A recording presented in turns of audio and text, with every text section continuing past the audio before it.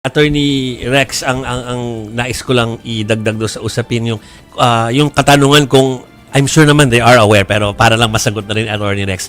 Aware kayo na while this is hindi naman dragging kundi habang tumatagal yung pagtalakay dun sa SOSE case ni Senator Marcoleta, nagkakaroon ng mga insinuation from other parties na parang tinatanong ba't ang tagal?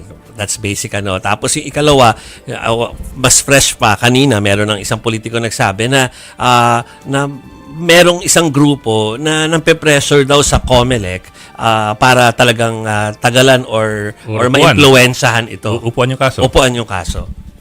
Sir, that's Senator Ping Lacson. Yes. Interview namin kanina sa Storycon.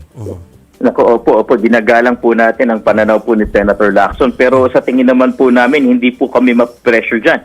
And in fact, immediately after po matanggap ng COMELEC mula sa Office of the Ombudsman, ang complaint na ito ay pinadaan na kagad sa proseso po. Patungkol naman po doon sa nasasabi po na medyo may katagalan po yung pag-iimbestiga ng PIFAD. Sa pananaw naman po namin hindi naman po binibigyan po namin ng sapat na leeway kasi yung investigador na talakayin, aralin at iimbestigahan talaga yung kasong ito. Dahil ultimately, sabi nga po namin, baka ang kabagsakan nito kasong kriminal at kung magiging kasong kriminal po ito, Sir Ed, Sir Jovi and Ma'am Chiki, kailangan kumpletong ebidensya namin. Kailangan pag sinampa namin sa korte ito, titindid ito at hindi basta-basta madidismiss lang. Kaya po ganun kaingat po yung ating investigador po. So there's walang katotohanan na may powerful group or block na nag-iimpluwensya sa takbo nitong SOSE case ni Senator Marcoleta, Attorney Rex. Sorry makulit ako pero para lang talagang Opo, bagamat po ginagalang po namin, siguro po yung pananaw po na ni Senator Lacson,